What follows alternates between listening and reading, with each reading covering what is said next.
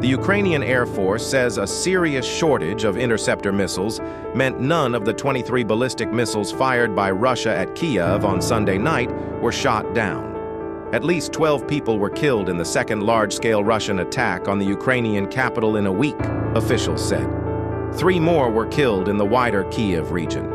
Ukrainian President Volodymyr Zelensky has appealed for allies to take strong decisions at this week's NATO summit to provide Kyiv with air defenses. After the strikes, he said the Ukrainian military had been successful in intercepting cruise missiles and drones, but not ballistic missiles.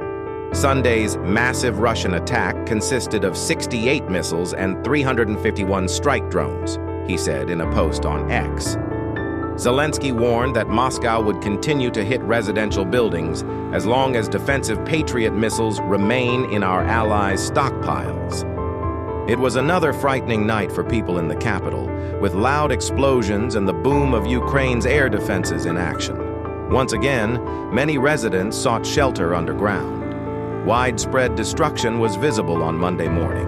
3 large blocks of flats in the city have partially collapsed. Some were hit directly by missiles. Rescuers have been trying to reach people trapped inside the ruins.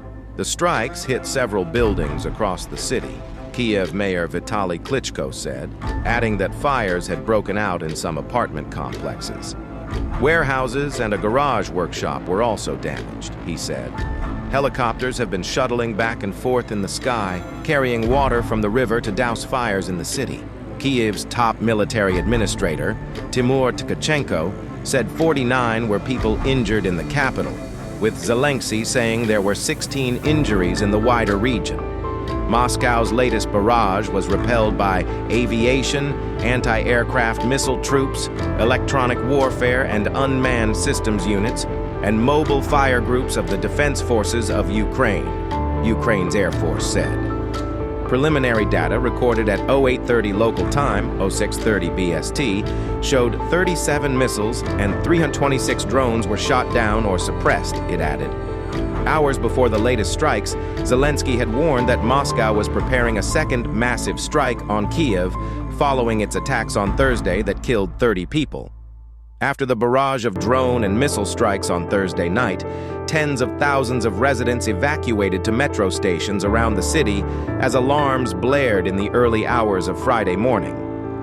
Ukraine accused Moscow of deliberately attacking civilian areas in that attack, which left at least 30 people dead. Russia said it had targeted military and energy bases in retaliation for recent Ukrainian strikes on power stations and energy facilities in Russian territory. Ukraine has kept up its drone attacks on critical Russian energy facilities, with power being cut off temporarily in the city of Sevastopol in Russian-occupied Crimea. In addition to the Ukrainian strikes on Crimea, the Baltic oil terminals of Vysotsk and Ust-Luga, located north and west of St. Petersburg, were also targeted again. Kyiv has been escalating its strikes on targets in the peninsula in an attempt to pressure the Kremlin into peace talks. So far, it has opted to increase its deadly attacks on the Ukrainian capital instead. Several reports suggest Zelensky will be meeting U.S. President Donald Trump on the sidelines of the NATO summit, which begins in Ankara in Turkey on Tuesday. In his post on X on Monday, Zelensky said it was critically important that the U.S. and Ukraine's European partners come to the summit with strong decisions in support of our air defense and thus the protection of ordinary people's lives. The United States and Europe have enough power to stop this terror, he said. President of the EU Commission, Ursula von der Leyen, said Ukraine's urgent need for more air defense would be discussed at the summit. Russia launched its full-scale invasion of Ukraine in February 2022 and currently controls approximately 1/5 of Ukrainian territory. Follow the Facts stories for more updates.